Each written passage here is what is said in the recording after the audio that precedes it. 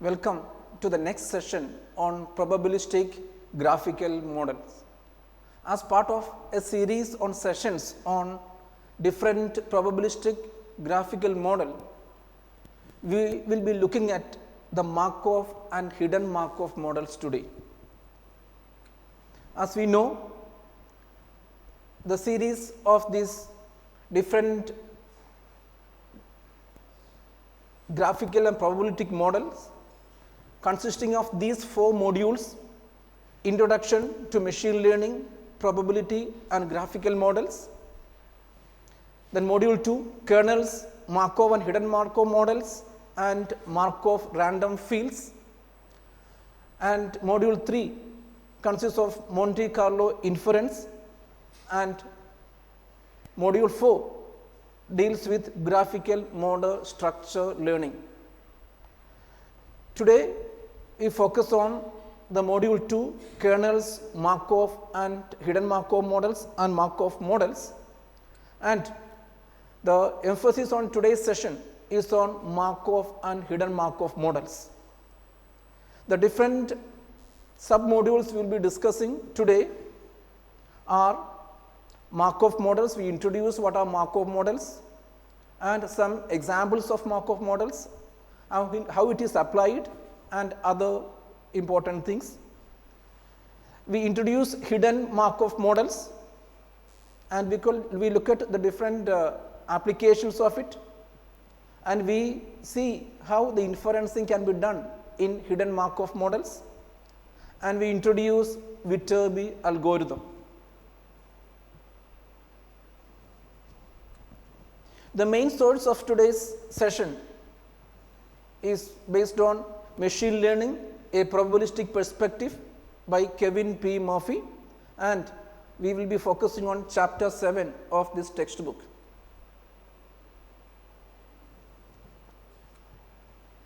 We start with Markov models. Consider this first order Markov model given in the picture. Here the state x1 influences the state x2, the state x2 influences x3, etc. At any point of time, the state xt is impacted by the just previous state xt minus 1.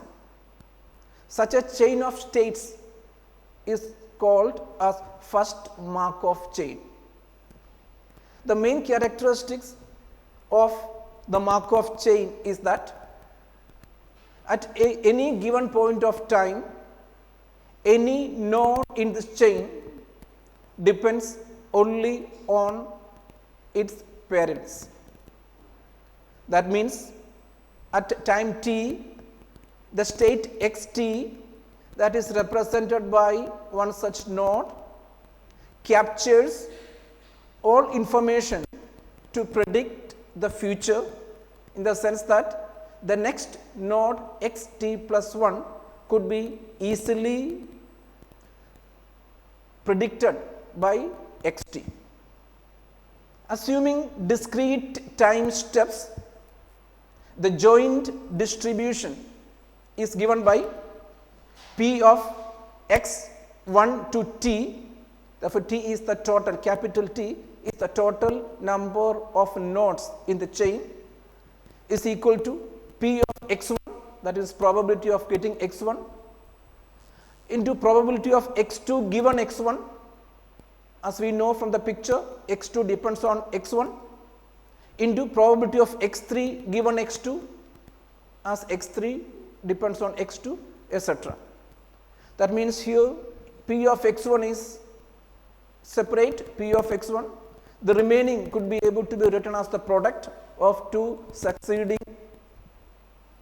one, that is product of t equal to 2 to t into p of xt given xt minus 1. This is the probability joint distribution of the Markov model.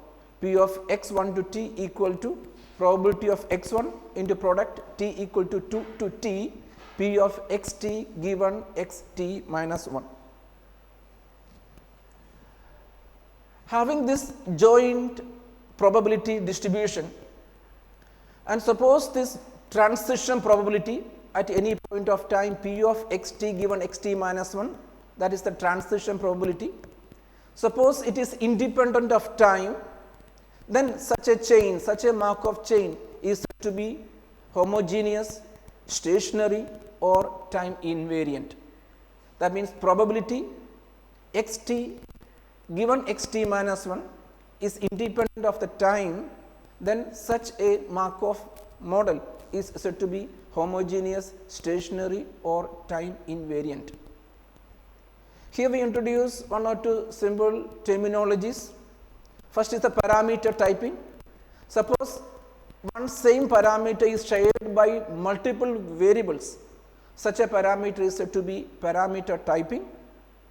And stochastic process is a process which can model an arbitrary number of variables using a fixed number of parameters. Then considering the Markov model we just encountered, if the variables are discrete in nature, then such a Markov chain is said to be finite state Markov chain. Therefore, in a finite state Markov chain, the observed variables are discrete. Here we introduce the idea of transition matrix. We have seen that in the first order Markov chain, x1 impacts x2, x2 impacts x3, etc. xt minus 1 impacts xt. Then there is a probability involved in getting the transition xt based on xt minus 1. Then such a conditional distribution for each and every t equal to 1, 2, 3, etc. k can be written as a k by k matrix, and such a matrix is called the transition matrix A, given by Aij equal to probability of xt equal to j given xt minus 1 is equal to I. Therefore, that is the probability of reaching the state j from the state I.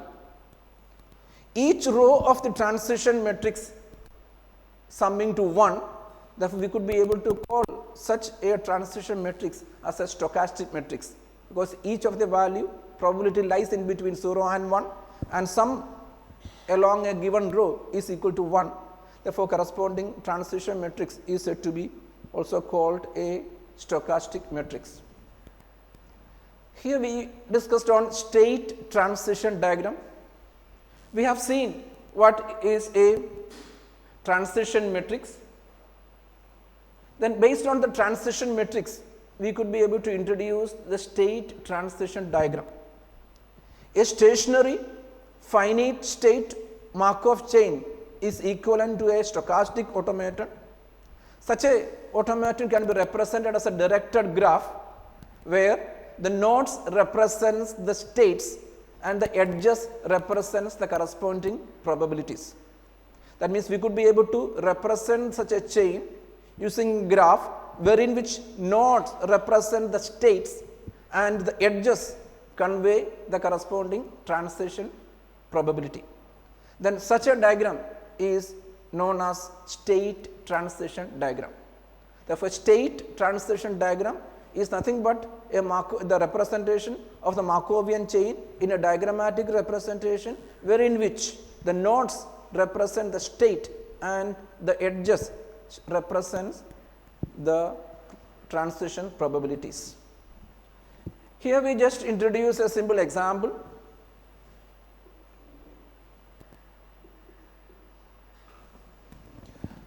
Look at the picture. Here it is a two-state chain. Here we have two states, 1 and 2, represented by the nodes 1 and 2. There is a transition taking from 1 to 2. Also, there is a transition taking from 2 to 1. Also, there is a transition from 1 to 1 as well as 2 to 2. Suppose alpha is the transition probability of, that means probability of getting the state x2 given x1, and let beta be the corresponding transition probability of getting the state 1 given 2 has happened. Then this could be able to be represented using the transition matrix like this. 1 to 1 corresponding transition probability is given by 1 minus alpha. 1 to 2 corresponding transition probability is given by alpha. Therefore, sum of these values 1 minus alpha plus alpha will be equal to 1. Similarly, for the second row, that means the transition probability of moving from the state 2 to 1, that is equal to beta, 2 to 1, that is equal to beta, then 2 to 2, that is 1 minus beta. Again, the sum of these values will be equal to beta plus 1 minus beta equal to 1. Therefore, we are getting that basic property satisfied. This is the transition diagram. Here we consider another example. Instead of having 2 states, we consider a chain having 3 states. The states are 1, 2, 3, and suppose the corresponding transition probabilities are given by A11, that is 1 to 1, A12, that is the transition probability of reaching the state 2 from the state 1, then 2 to 2, that is the transition probability from 2 to the state 2 itself, then 2 to 3, that is the transition probability of reaching the state 3 from 2, and A33 is the corresponding one from the state 3 to 3. The corresponding transition matrix could be able to be defined as first A1 to 1, A11, A1 to 2, that is A12. There is no connection between 1 and 3. Remember, it is a first order Markov chain. In the first order Markov chain, only consecutive ones are connected. There is no 1 to 3 connection. Therefore, corresponding transition probability is given to be 0. Then for the second row, the transition probability from 2 to 1, there is no reverse. Therefore, corresponding probability is 0. A2 to 2 from the state 2 to 2, that is A22. Then from the state 2 to 3, this is given to be A23. And from third one, 3 to 1, there is no connection. 3 to 2, there is no connection. 3 to 3, though it is represented by A33, we know sum of the value has to be 1. Therefore, we could be able to represent this as 1. Therefore, that way we could be able to give the transition matrix corresponding to every transition diagram. Therefore, these all examples are taken from, assume that the chain moves from left to right. That is the usual convention. If it is not specified otherwise, we assume that the chain moves such a that from left side to the right side. Please.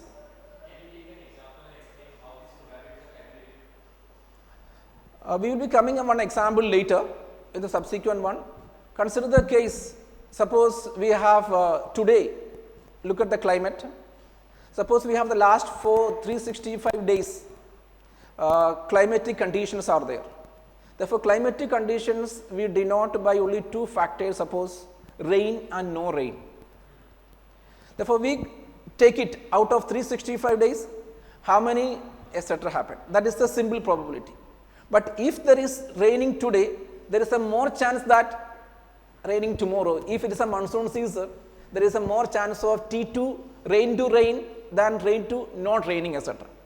So, based on the previous experiences, we could be able to have an estimation about the initial point and whether how exactly that changes and what are the other components involved over there, and based on that we could be able to give the probability.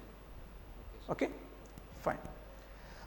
Then we come to the n-step transition matrix.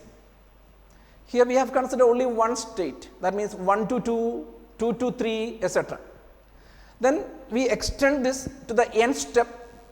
Suppose Aij, which is an element in the transition matrix, is the probability of getting the state j from the state I in one step.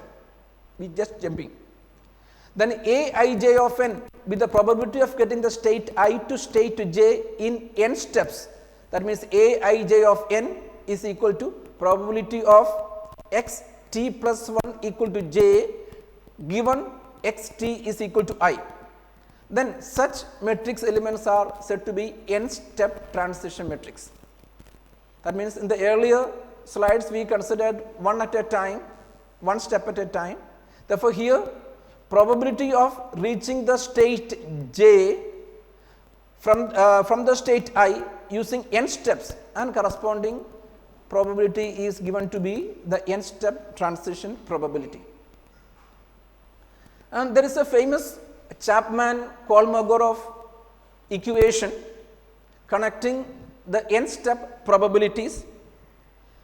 This says that the probability of getting from I to j in m plus n steps is equal to the probability of getting from I to k in m steps and then from k to n in n steps, summing all over the k. That means Aij of m plus n is equal to sigma k equal to 1 to k Aik of m into Akj of n. This could be able to represent easily using a picture.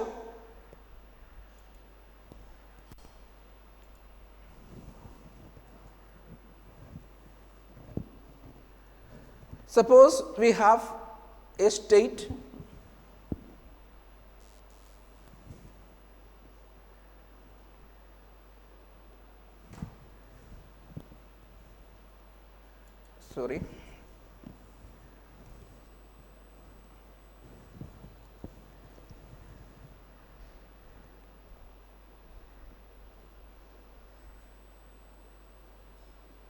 second state, third state, fourth state, etc. We have ith state, the I plus 1th state, etc. We have the jth state, kth state, etc. We have jth state. Then suppose we want to move from I to j, that is given by Aij. Aij of n is the probability of reaching the state j from the state I in n steps. Then suppose we that instead of I to j we have something like this. We take how many steps are needed to come over here and how many steps are needed to come over here, and that is given by, that means we could be able to have first how many steps are needed, what is the corresponding probability Aij, we want to have Aij of n. Therefore, that could be able to be taken up to k and from k to j, I to k and k to n, and k will be changing from different values. This is what we described in this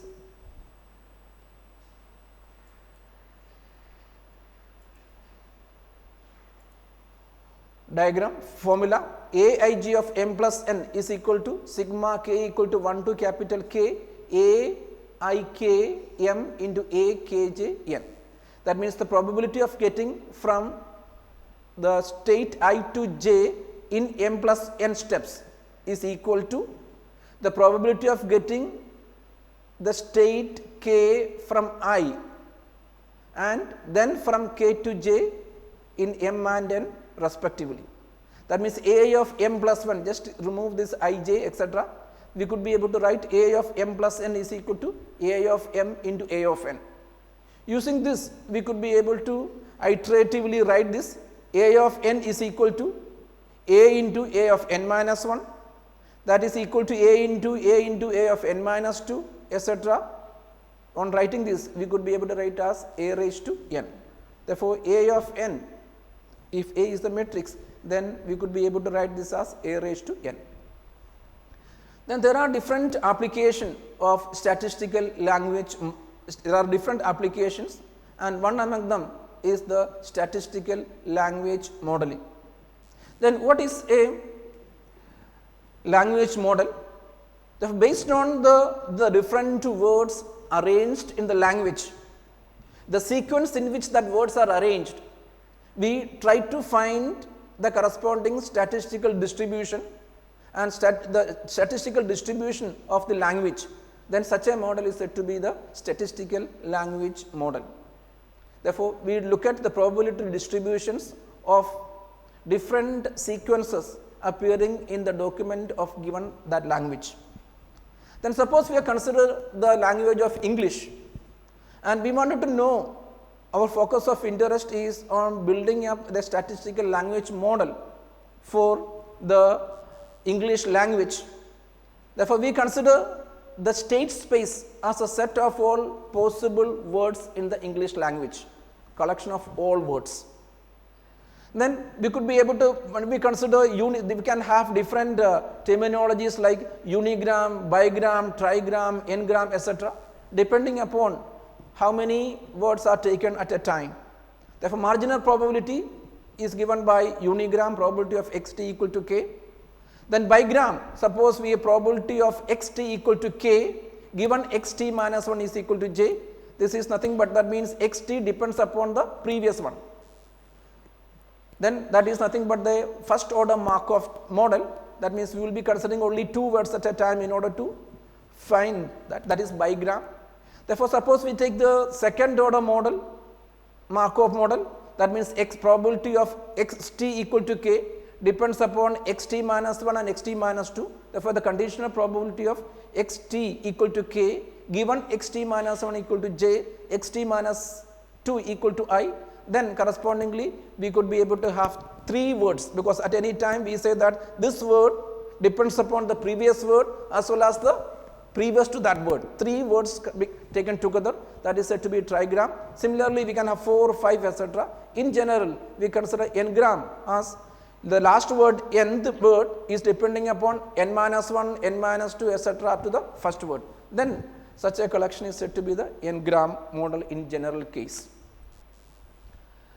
Then the language model offer a way to assign a probability to a sentence or other sequence of words and to predict a word from the preceding words. What exactly the importance or the effectiveness of the language model is that we know that what is the chance one particular word to occur after the occurrence of collection of similar words. Then based on that we could be able to have an estimate about what are the corresponding word can occur the next. We could be able to have a prediction about what can be the next word is. The n-grams of Markov models that estimate words from a fixed window of previous words, n can be 1, 2, 3, 4, 5, etc. The transition probabilities can be estimated by counting in a corpus and normalizing it. Therefore, when we have a huge collection of words, and we could be able to have idea about what is the chance of one particular word preceding from another word based on the previous experiences which we have trained the corpus, and based on that we could be able to have an estimation about that, and the corresponding the transition probabilities we could be able to be estimated. Then what are the different issues involved over there? Before that, we have a simple example here in order to convey what exactly this statistical language model and how we will be able to predict the occurrence of a given word based on the previous occurrences of similar words. Suppose we consider 3 sentences. Suppose the first sentence is, today is Monday.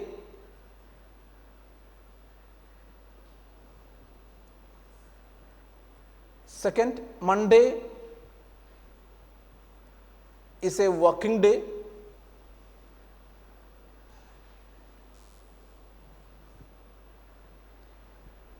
Third, working days are good days.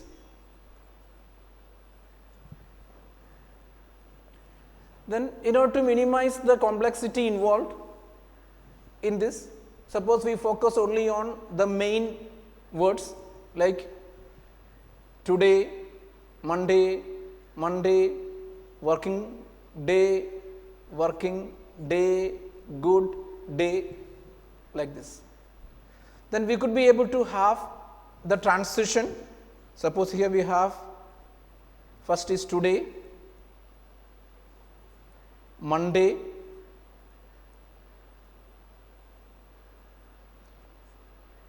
today will have impact on the Monday based on the first sentence. Then Monday is a working day. Second one, Monday is a working day. Working. Then next is day. Then third, working days. That means working days again are good days.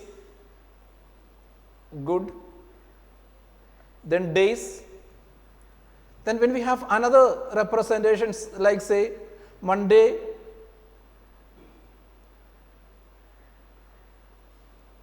is nice day. Okay, well, we already have that. Something like Monday is after Sunday. Therefore, Monday, suppose we have after, then Sunday. Then suppose we have a huge corpus.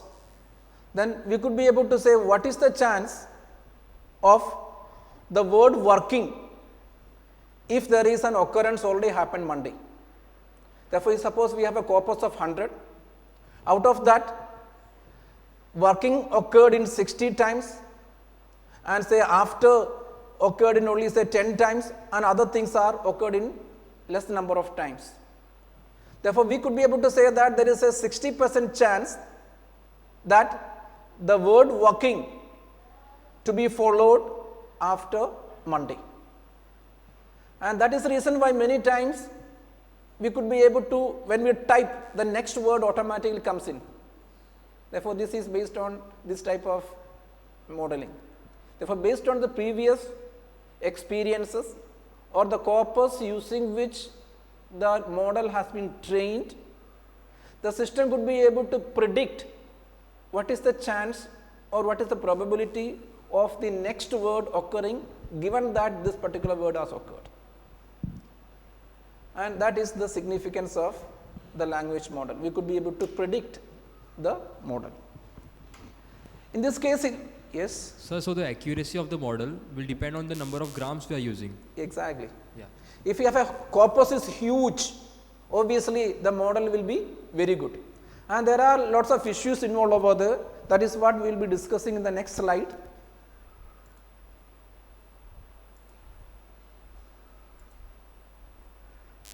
What are the issues involved over there? First issue is about the concept of zero count. When we have, we consider the space as a set of all words in the English language. And it has been estimated that in order for a proper, decent conversation in English, you don't require more than 100 or more than 1,000 words. Less than 1,000 words we could be able to communicate in English. Look at a small child who speaks in English, maybe maybe 4-year-old or 5-year-old. The vocabulary of the child will be limited, but still the child could be able to communicate in English. That means in order for a decent communication, we don't require much of the words which is actually available in the corpus or in that space.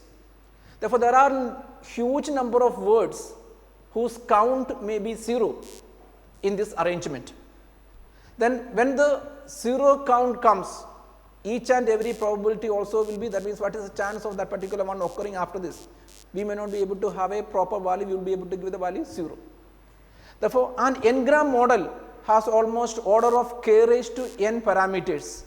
If k is the number, then n gram is k is the corpus size, then correspondingly we could be able to have order of k raised to n parameters. And if there are say 5,000 words, then bigram has 5,000 into 5,000. That means any word can occur. Suppose the collection consists of 50,000. if the collection consists of 50,000, then any word of the remaining, suppose one word has occurred, any other or same word also can occur later, that means 50,000 into 50,000, that means almost 2.5 million free parameters, which is a huge collection of possible pairs available. And more often, many of the words, most of the words may not be occurring in a document what we are considering, that means lots of many words will be having the zero count. In the training example, we may not have all these occurrences and we cannot give count 0 because that will impacting the probability. And one way of dealing with that is instead of giving the value 0, we give the value 1 to each and every such words having the count 0. So that probability is not 0. Then second issues we might come across is that we need huge amount of data. As we have properly mentioned, in order the accuracy of the word predicted depends upon what is the size of the data using which we train the language model. We require a huge amount of data for training. Therefore, for example, Google is effective because it has a huge corpus of words using which it could be able to train, and it could be able to come with what is more better accuracy for the prediction of the words based on the words already occurred. Then we come to the stationary distribution. Suppose Aij of n is equal to, as we have seen, probability of x t plus 1 t plus n equal to j given x t equal to I be the one step transition matrix. Then suppose pi I of j equal to p of x t equal to j be the probability of being in state j at the time t. Remember, it is not a conditional probability, probability of being in the state j at time t. Suppose pi is a row vector, suppose there are 4 nodes are there. What is the probability of happening at 1, 2, 3, 4? Therefore, correspondingly we have 4 probabilities, and we could be able to consider that as a row consisting of 4 elements. Suppose pi is a row vector with initial value of pi 0, second value pi 1, pi 2 and pi 3, etc. Then at time 1 is given by pi 1j is equal to sigma pi 0 of I into Aij, because Aij is the corresponding one step transition matrix. In matrix format, we can write pi 1 is equal to pi 0 into A. We iterate continuously, and if you reach a stage where pi is equal to pi A, then such a distribution is called stationary or invariant or equilibrium distribution. Therefore, pi is equal to pi A, that is the basic condition for a distribution to be stationary. Stationary distribution, here is an example. Suppose we consider a Markov chain wherein which 3 states are there, 1, 2, 3. Suppose there is a movement from 1 to 2, 1 to 3, 2 to 1, 2 to 3, 3 to 1 and 3 to 2. Therefore, pi 1, pi 2, pi 3 are the corresponding probability of having the state selected, the state 1, state 2 or state 3. Then as per the definition of stationary distribution, pi is equal to pi into A. Since there are 3 states, the row vector consists of 3 values pi 1, pi 2, pi 3. That is equal to pi 1, pi 2, pi 3 into corresponding transition matrix. Here A12, A13 we know there is a transition from 1 to 2 and a transition from 1 to 3. Therefore, A12 and A13 are the corresponding transition probabilities. And in order to find the transition probability from the state A1 to A1 itself, we know that along any given row the sum of the transition value will be equal to 1. Therefore, this being A12 and this being A13, we could be able to have this value as 1 minus A12 minus A13. And similarly, we know that there is a transition from the second state to the third state. this one as well as second state to the first state. Using these known values, we could be able to calculate the transition probability from the state 2 to 2. So, for this row will be A21, 1 minus A21 minus A23, and the third value is A23. Then, having known that there is a transition from third to 1 and third to 2, which are represented by A31 and A32, and we could be able to calculate the transition probability from 3 to 3 as 1 minus A31 minus A32. That is equal to, then remember this is a 1 by 3 matrix and this is a 3 by 3 matrix. These two matrices are compatible for multiplication.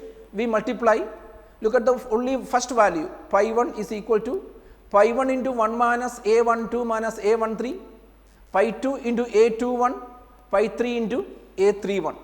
That means pi 1 into 1 minus A12 minus A12, A13, there is a mistake, plus pi 2 into A21 plus pi 3 into A31, and this way we could be able to have and rearrange it, and we will be able to get the value of pi 1 sigma j not equal to I Aij equal to sigma j not equal to I pi j Aji.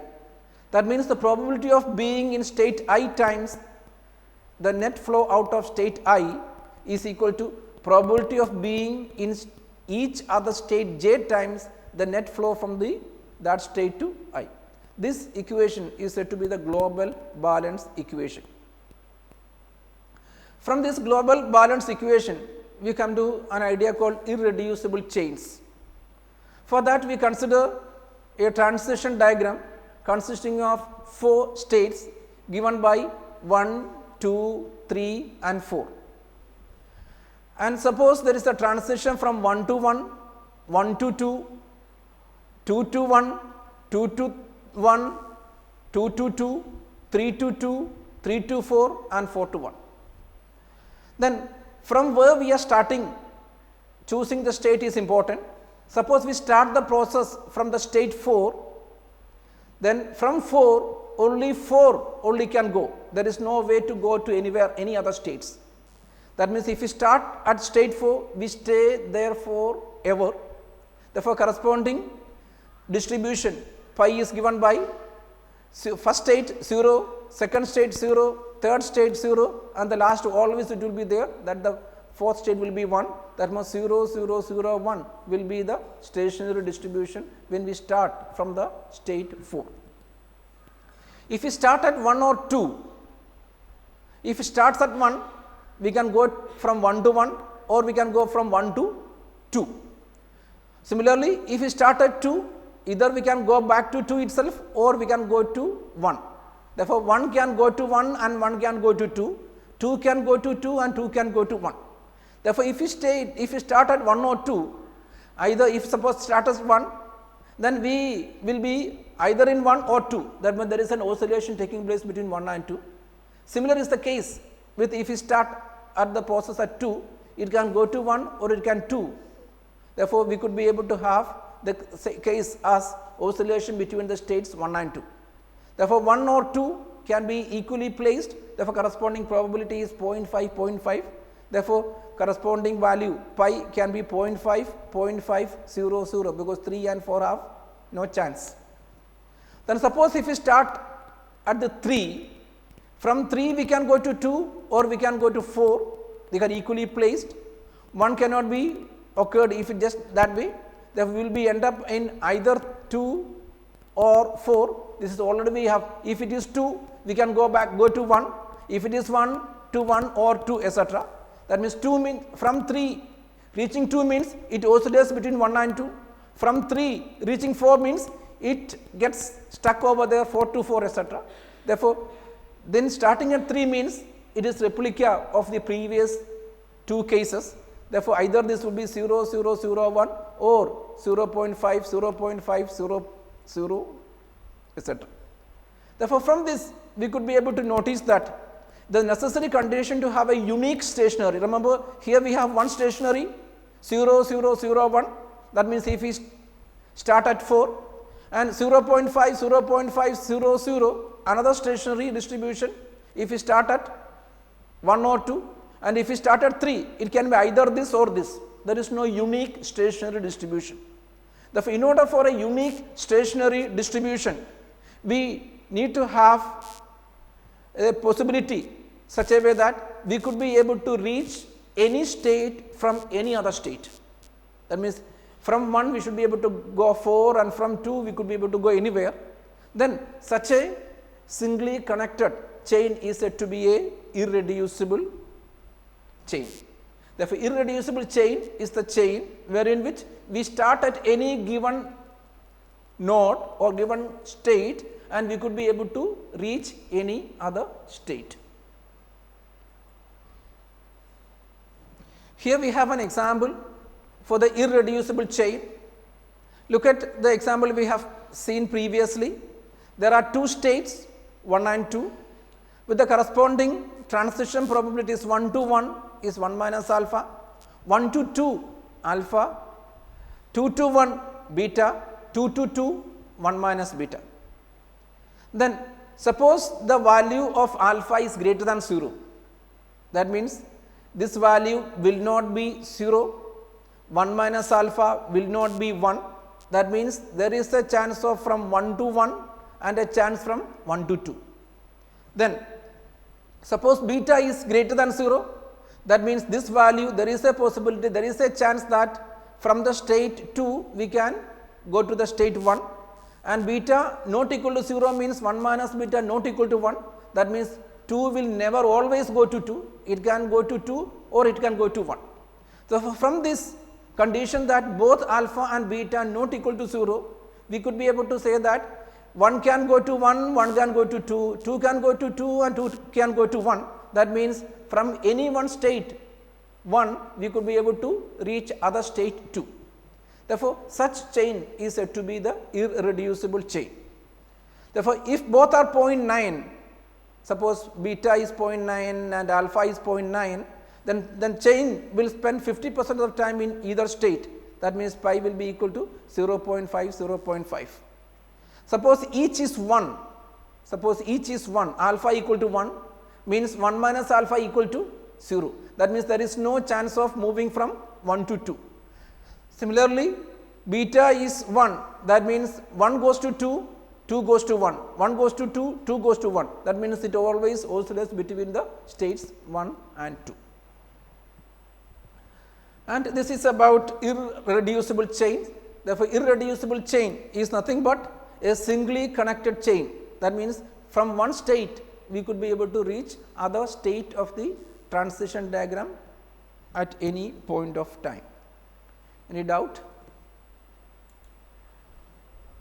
Online students? Okay. What does the pi represents here in irreducible chain? Pi represents the probability of choosing that particular node.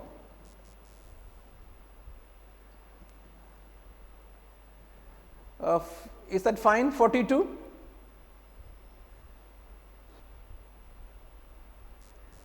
Pi represents the corresponding probability of choosing. Therefore, this pi, what is the probability of getting the node 1? What is the probability of getting the node 2? In the stationary distribution, I repeat once again, consider this chain 1, there are 4 states are there, 1, 2, 3, 4.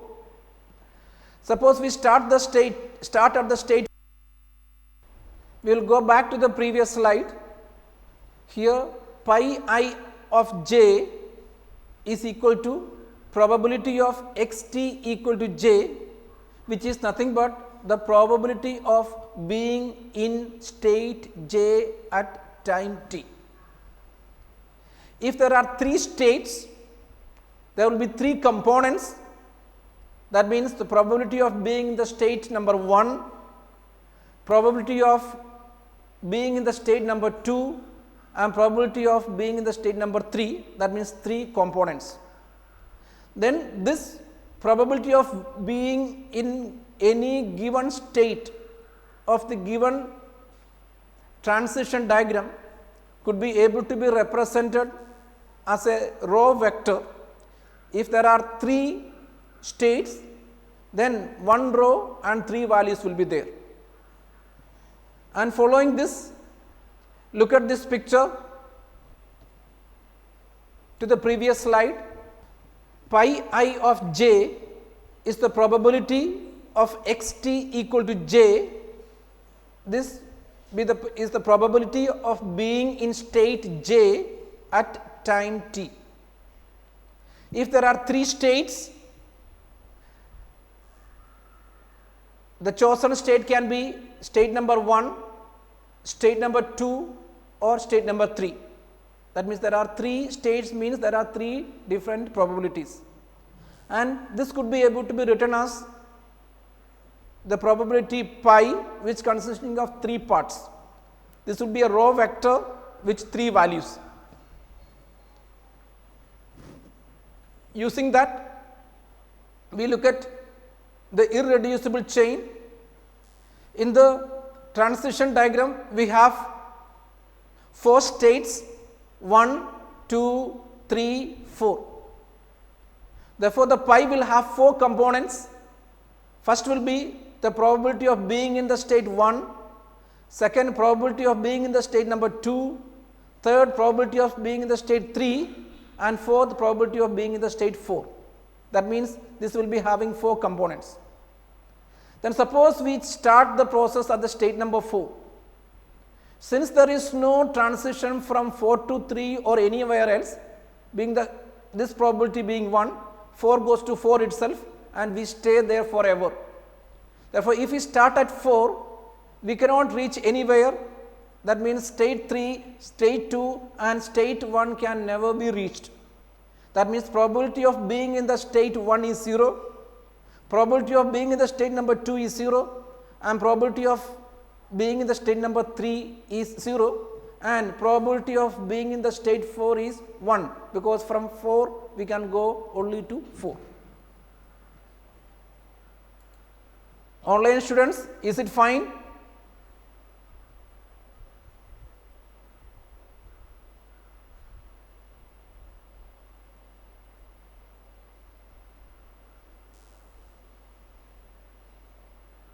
Okay, fine. We move ahead. Similarly, suppose we start at 1 or 2. If we are in 1, we can go to 1 and also we can go to 2. If we are in 2 means we can go back to 1 or we can go to 2 itself. Therefore, if we start at 1 or 2, from 1 it can go to 2 or being 1 itself, it oscillates and oscillates between equal chance. Therefore, corresponding probability is 0.5 and 0.5, and from 2 we cannot 3 or we cannot 4. Similarly, from 1 we cannot go to 3 or we cannot go to 4. Therefore, corresponding transition probabilities are 0, zeros. Therefore, if we start at the state 1 or 2, the corresponding value of pi will be 0.5, 0.5, 0, 0. Therefore, if we start, as we have seen, if we start at the 4, the corresponding stationary distribution will be having the value 0, 0, 0, 1. We have considered starting at 2, we considered starting at 4, we considered starting at 4. Now, we look at what happens when we start at 3. From 3, there is a transition towards state 2 and there is 4 also. That means from 3, either we can go to 2, on reaching 2, we can go to 1. From 3, we can go to 4.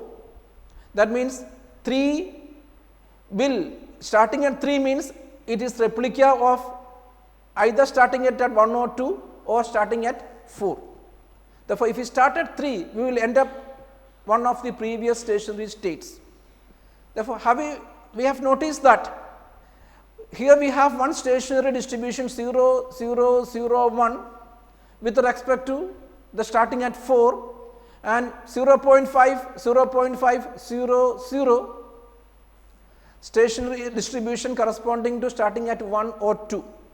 And if we start at 3, we can get either this or this. That means there is no unique stationary distribution. Depending upon where we start, and correspondingly we will be getting the stationary distribution.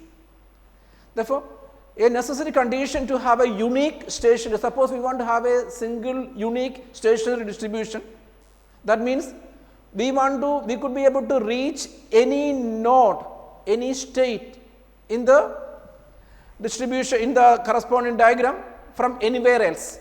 Then such a singly connected chain is said to be irreducible chain. Therefore, irreducible chains are the chains, if we start at any point, any node, we could be able to reach any other node. This is what explained over here. If alpha and beta not equal to 0 means we can from go 1 to 1, 1 to 2, 2 to 1, 2 to 2. Therefore, correspondingly equal chance, therefore corresponding probability will be equal to 0.5 and 0.5. And if each is 1, alpha equal to 1, we can go from 1 to 2, and if we start at 2, it can go to 1. That means it will oscillate between 1 and 2.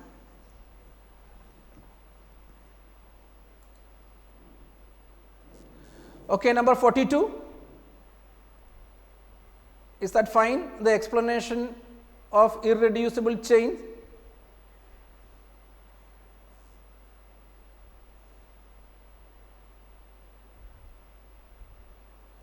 Okay, fine. Thank you. We go ahead.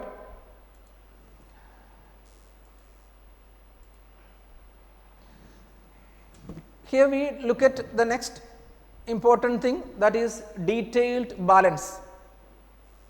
Here we have some terminology.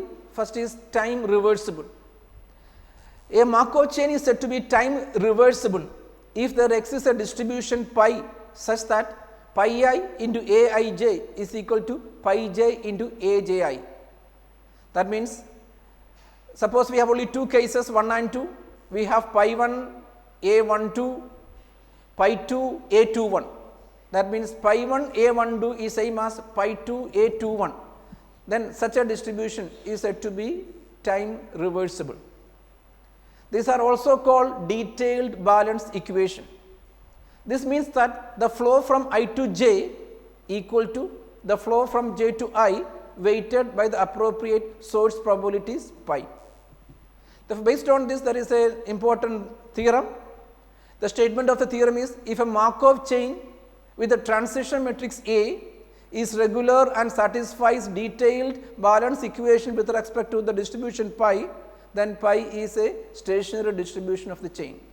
The proof is not within the scope of this course, therefore, we just skip. Therefore, that is about the Markov model. Next we come to the hidden Markov model. If you have any specific doubt about Markov model, you may please ask. Now we focus on hidden Markov models. Look at the picture over here. It's a typical hidden Markov model. x1, x2, etc., xt are said to be the observable variable. z1, z2, etc., zt are called the hidden variable. The hidden Markov model consists of a discrete time, discrete state Markov chain with hidden state z1, z2, etc., zt, and an observation model with the corresponding probability of xt given zt. Remember, z1 impacts x1, z2 impacts x2, etc., zt impacts st.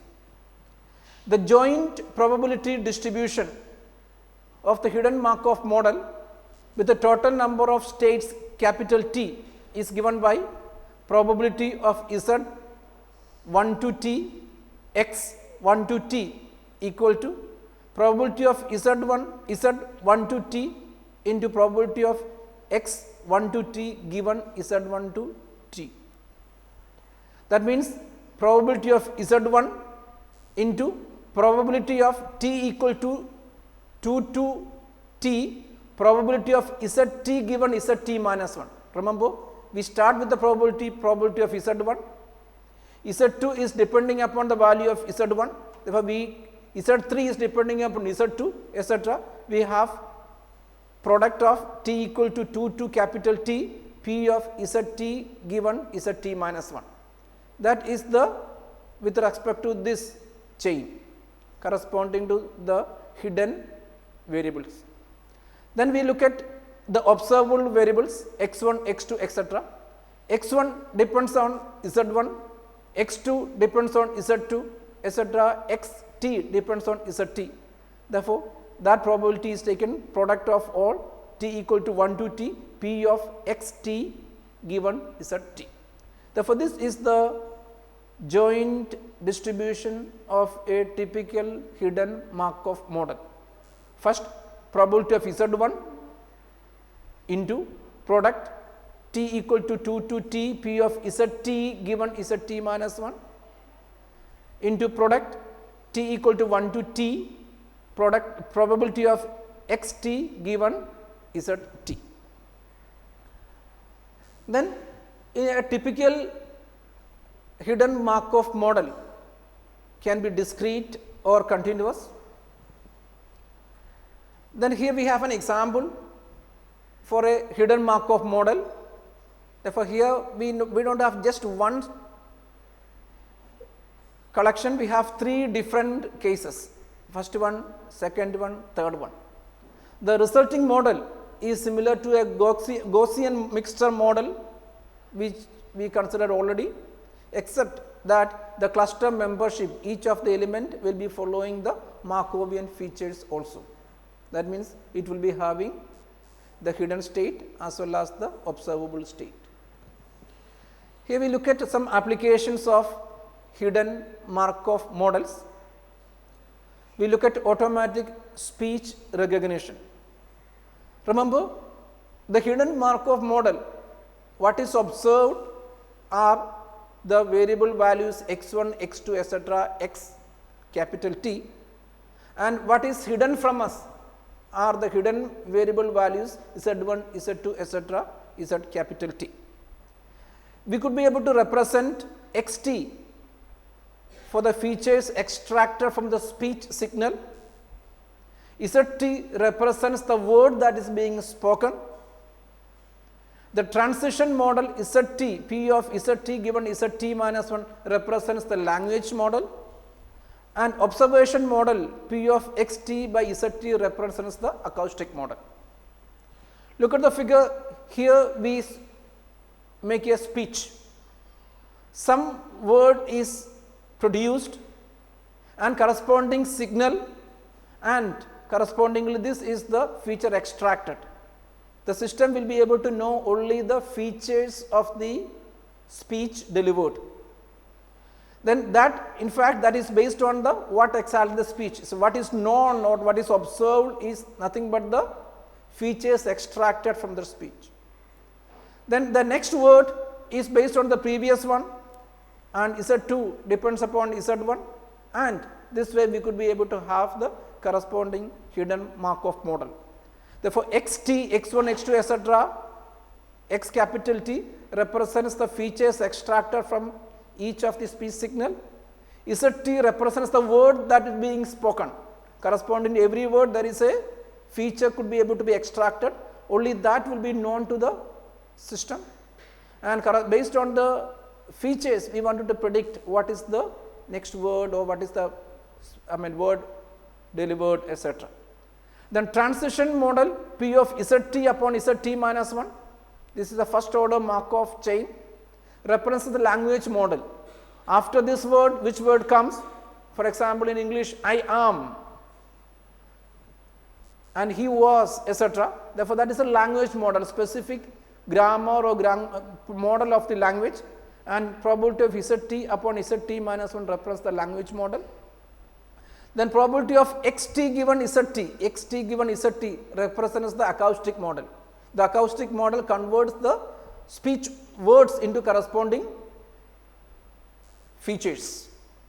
Therefore, the words are spoken, corresponding features are extracted using the acoustic model.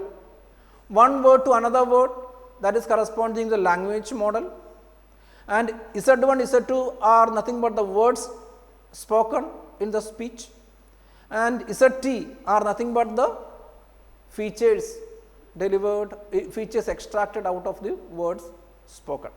Therefore, then remaining is the methodology how to you will be able to use the hidden Markov model. Then another example is activity recognition. Suppose we have a video frame. Suppose XT represents the features extracted from a video frame. Suppose video consisting of activities like running, walking, smiling, etc. Therefore, ZT is nothing but one of the activities, suppose running, that are hidden thing.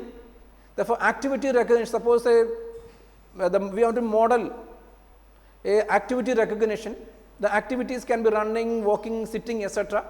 Then corresponding to each of the activity there is a feature, only that are known or observed to us, and that is represented by XT. Then what are the activities, and that are represented by ZT. Therefore, activity number 1 follows activity number 2, activity number 2 follows activity number 3, they follow the typical hidden first order Markov model like this. Therefore, the activity recognition also is a finding the activity recognition is also can be an example for application of hidden Markov model. Okay, that is the hidden Markov model. What exactly hidden Markov model? If you have any doubts, please ask.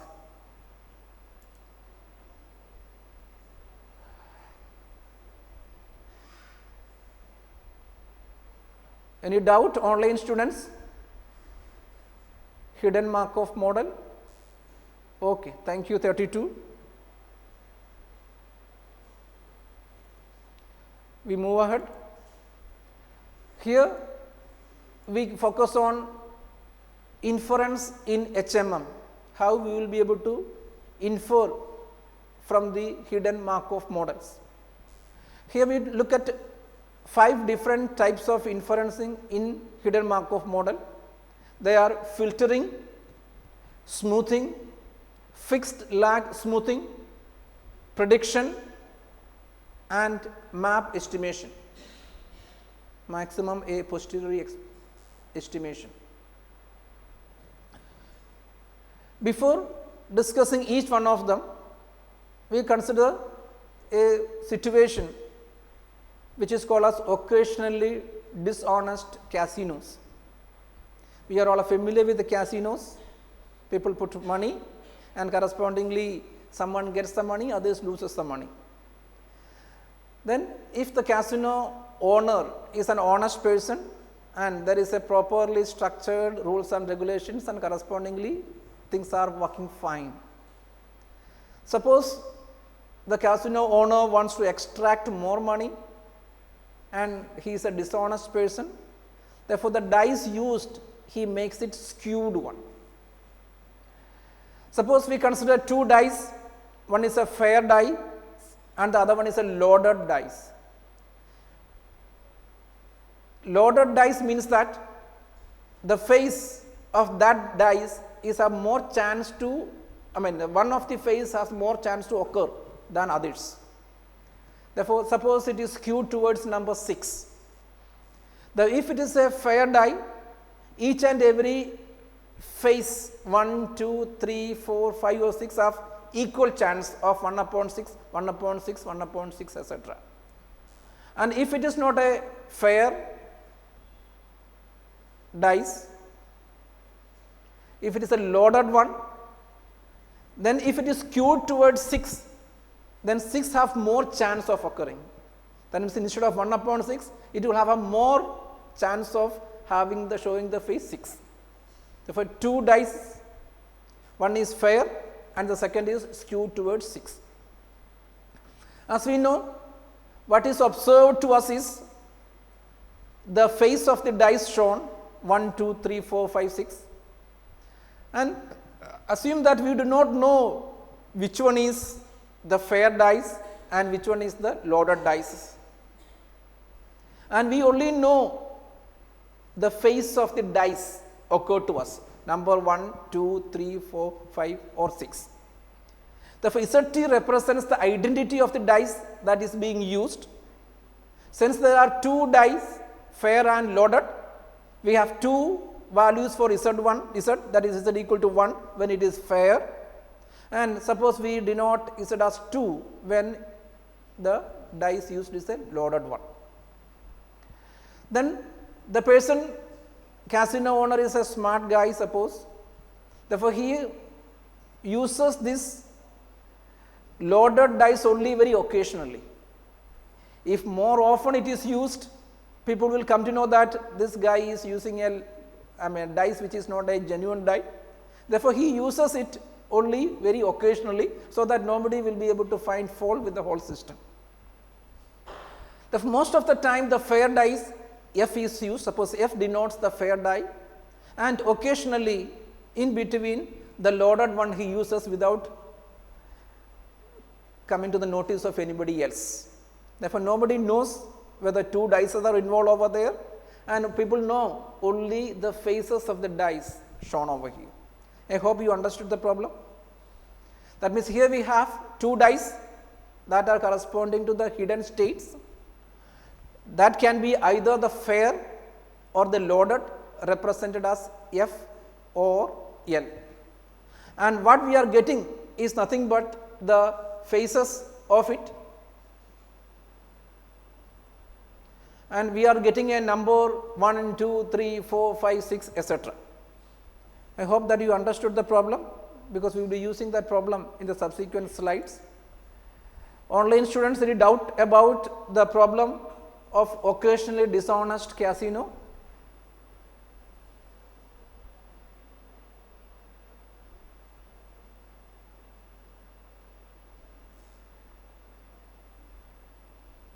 Can we go ahead?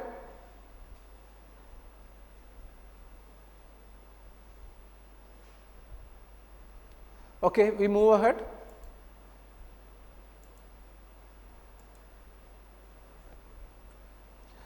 Then suppose we go and watches the whole casino scenario. We are seeing these numbers as the faces value. Rolls means what we see on the face. That means 6, face 6 is shown, 6 is shown, 4 is shown, 1, 5, 3, 2, 1, 6, 1, 6, 2, 1, 1, 5, etc. These are the observed values for any person. These are the rolls represents the faces shown. And die, which is the die used? This is the data. L, loaded 1, fair 1, loaded 1, fair 1. Then after a sequence of fair 1, for some time loaded 1 is used, again come back to the fair 1, so that nobody could be able to be easily understand this particular one. Therefore, rolls are the observed state and die are the hidden state. We want to infer which dice is being used by seeing the sequence of rolls. We only know this, and based on that we wanted to predict which is the dice is being used. And this is what is called inferencing. Therefore, inferencing, we wanted to know what is the hidden state which gives the observed data values. Therefore, this is said to be the inferencing. As we have seen, there are different inferencing mechanisms involved. We look at the first one, which is said to be the filtering. In filtering, we compute the belief state, that is probability of ZT given x1 to t online or recursively as the data streams in. As the data comes and we look at any point of time t and what has observed till that time, and that is filtering. It is said to be filtering because it reduces a noise more than simply estimating the hidden state using just the current state. We can perform filtering by simply applying Bayes rule in a sequential format. We know that xt, x1 depends upon Z1, probability of X1 given Z1, probability of X2 given Z2, probability of X3 given Z3, therefore, we could be able to apply this. Then it has been, look at this particular diagram on the right side, this gray bars shows the samples using the loaded dice, and after filtering, what is the corresponding estimation of the probability is given this way. Therefore, this is the diagram which shows how filtering mechanisms could be able to infer the HMM model used over here. Then we come to the smoothing. Then what we do in smoothing is that we compute the probability of ZT given X12T offline. Remember the earlier one, it is online. As and when the data comes, we do not bother about what is the remaining going to happen. At that point of time, what has occurred, observed data and corresponding conditional probabilities we use, and based on that infer. In the case of smoothing, we wait for all the data to occur, and by conditioning on past and future data, this full data available, we are focusing on this time interval t. We have the past information as well as the future information, and based on that we calculate the value. And how this will be helpful, we could be able to just take the case of a detective or a police officer trying to understand a scenario of crime, and how the crime has happened. The detective goes through the whole process, try to replay the whole activity of how the crime has been taken place. Initially, detective may not be able to understand it, but based on some clue, he could be able to understand a scenario, oh, this has happened. Then once using that clue, he could be able to retrospectively create that crime scene, and remaining will automatically much easier way happening it. Therefore, by having the full data at our disposal, the future as well as the past, we could be able to have a model wherein which how this has been taking place, based on how a detective could be able to diagnose or could be able to understand a crime scene based on some hint or some clue, etc. And that is what the smoothing. Therefore, if this gray is the actual probability given by the loaded dice, then corresponding probability could be able to be calculated using smoothing, and this is shown over here. That is smoothing. Then third one is fixed lag smoothing. It is a compromise between online and offline estimation. Here, why it is said to be the compromise? Here it is online in the sense that as it happens at point of time t. It is offline means we are not considering the data up till t, but we are involving the value L, which is nothing but a lag. Instead of focusing up till t, we focus only from 1 to t, instead of t minus 1 up to t minus L. What has happened? Only that will be considered. We are focusing on t, we wanted to know what is happening at t. For that, instead of looking at till t, we consider what exactly happened up till t minus L, where L is said to be the lag. Therefore, in that sense, it is a compromise between the online and offline estimation. This gives better performance than filtering, but incurs a slight delay because based on the lag value. We could be able to improve the accuracy of this model by changing the value for different L. By changing the different lag values, we could be able to have a much better accuracy. Therefore, that is the third one. First is the filtering, second is the smoothing, and third is the fixed lag smoothing. And the fourth one is prediction. Instead of predicting the past, what we have done? We are predicting the past, right? Here already we know we are predicting the past based on the future. Instead of that, we are looking at predicting the future given the past. That means compute probability of Z t plus h given x1 to t, where h greater than 0 is called the prediction horizon. Therefore, using up till t, we wanted to know what is going to happen here. This is the past history and this is the future based on the known case up till t plus h, and based on the observed case up till t, we wanted to predict the value what is happening after h. And when h is equal to 2, the corresponding probability could be able to be estimated as probability of z t plus 2 given x1 to t equal to sigma z where t plus 1 sigma z I z p of z t plus 2 given p of z t plus 1 into probability of z t plus 1 given z t into probability of z t given x1 to t. This is the last inferencing mechanism, map estimation, maximum posterior estimation. And as we have earlier noticed, the map estimation is given by the formula argument of maximum of p of z1 to t given x1 to t. Therefore, we take the maximum of all these probabilities and correspondingly we could be able to estimate it.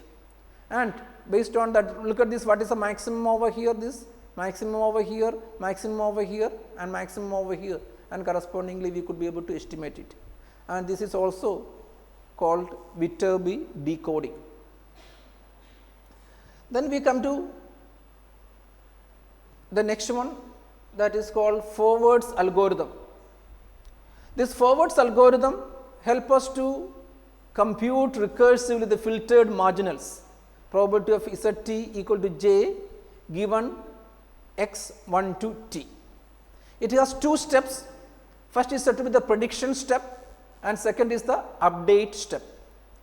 In the prediction step, we compute one step ahead predictive density, that means probability of Zt equal to j given x1 to t minus 1.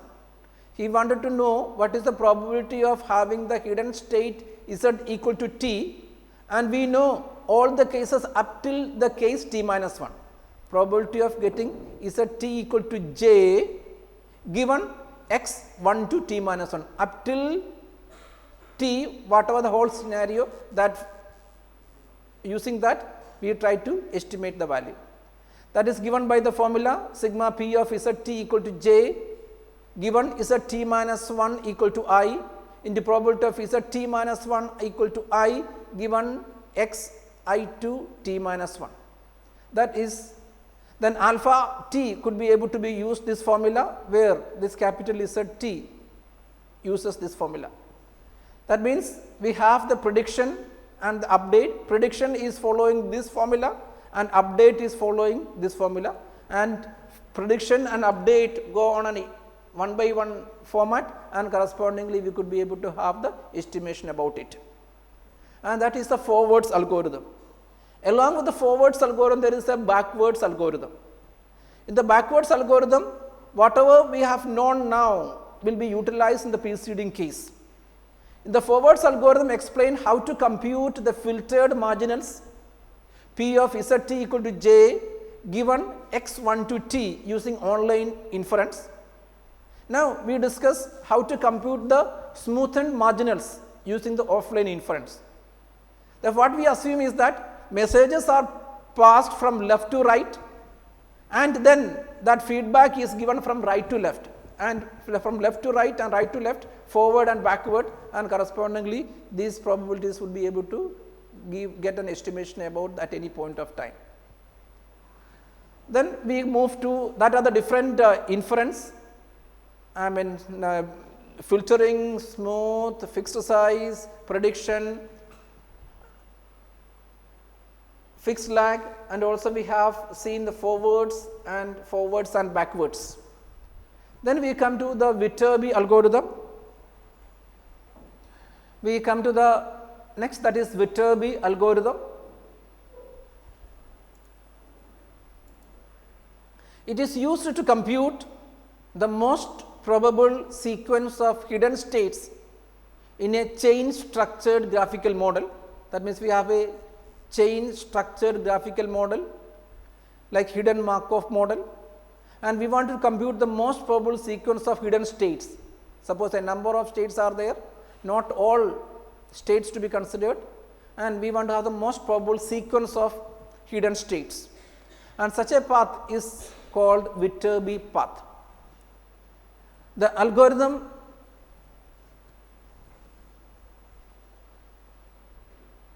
will be discussed later, but here we have a simple example. Consider a village, and village has a number of people, and the people are in two states. Either they are healthy or they are having fever. There is no other states. A village with a number of people, every person will be either healthy or having fever. And assume there is a doctor.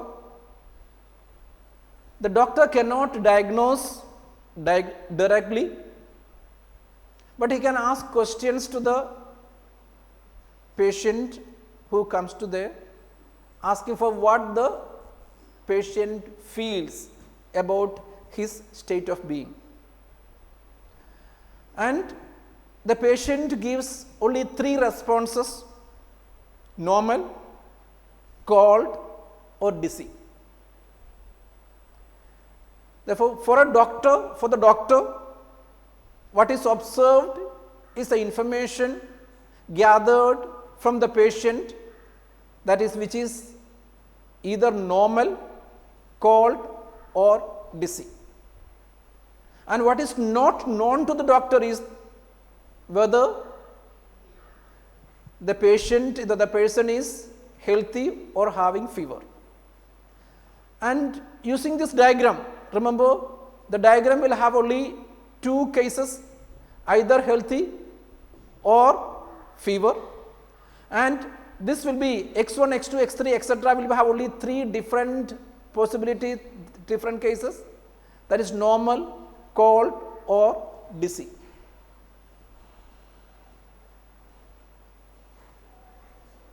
And assume that we start the process and there is a probability for everything.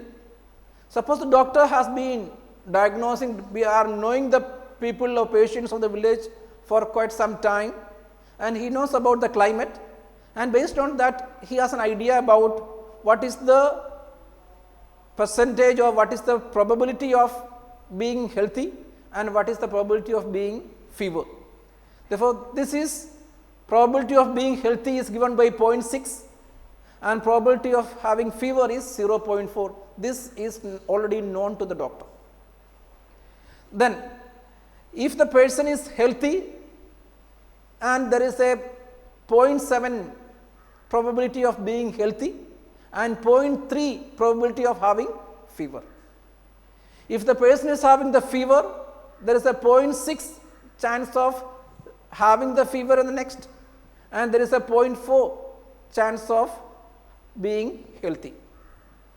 Remember, these healthy and fever are the hidden values of the hidden variable. And what is known is that this one healthy, dizzy, cold and normal, these are the information shared by the patient to the doctor. The probability of being healthy is 0.1, healthy but showing, see, patient conveying it, a healthy patient saying I am having dizziness is 0.1, a healthy patient saying he is having the cold is 0.4, and healthy patient saying he is normal is 0.6. Therefore, these are the corresponding probabilities. A person in the state of fever can say he is having dizziness with probability 0.6, and this with probability 0.3 and this with probability 0.1. This blue line showing healthy to dizzy, cold and normal, red ones to dizzy to cold to normal. This is the typical diagram we could be able to have. This is template based on this hidden Markov model. Then suppose a patient visit 3 days with observations. The First day the patient visits the doctor. Remember, doctor doesn't know whether patient is healthy or fever. The doctor is not supposed to diagnose also. Only he will be able to ask the patient, how do you feel? The first day the patient said he is feeling normal. Suppose second day again the patient came, doctor asked the same question, how do you feel? The patient said it is cold. Third day again the patient came, doctor asked the same question, the response was dizzy. That means we have 3 observed values for that patient: normal, cold, dizzy. Then what is the most likely sequence of health condition of the patient according to the doctor, and that is provided by the Viterbi algorithm. Therefore, having known only the states of the observed variable, we want to estimate the states of the hidden variable, and that is the effectiveness of Viterbi algorithm. This is the Viterbi algorithm, and we are not going into the details about the Viterbi algorithm, technicalities, but applying this Viterbi algorithm, the doctor could be able to have the diagnosis as healthy fever. Therefore, by knowing normal, cold and dizzy, the doctor could be able to say that patient had undergone healthy and fever cases. That means by knowing only the observed values of the observed variable, and we could be able to have an estimate about the possible states the hidden variable undergone. In this case, observed values were normal, cold and dizzy, and based on that, Viterbi algorithm could be able to provide what was the values of the hidden variable, what was the stage, healthy fever, and this is forwarded by Viterbi algorithm. And with that, we are winding up today's session on hidden Markov model and Markov model. Before finishing, we just go through just a summary about what we have done till now. We started with Markov model. We introduced what is a Markov model is. A Markov model is nothing but state represented by the nodes and corresponding probabilities, transition probability.